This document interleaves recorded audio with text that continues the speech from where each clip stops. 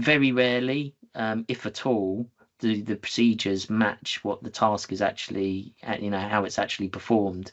And there are different degrees of that gap. The procedures might be dated, they might be too generic, there might be workarounds by staff. So we're trying to capture all of that. One of the questions sometimes people have is, do I need to do a hierarchical task analysis? Could I just have a list of steps and use that as the starting point for my SCTA? And I think, for the very simple examples, I think you might be able to do that. But we would always recommend that you do some sort of structure like this, like a hierarchical task analysis. We just find it such a powerful way of developing an understanding of what is actually happening in the task.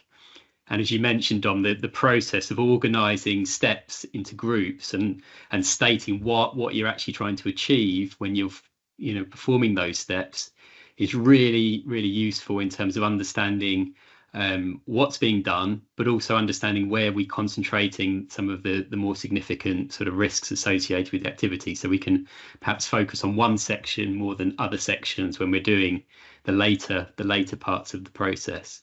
It also has really big benefits down the line as well, in terms of actually, what can we do with the outputs? And we might be able to use it as the basis for a procedure as well. And this exercise is a really good sort of basis for that kind of activity as well.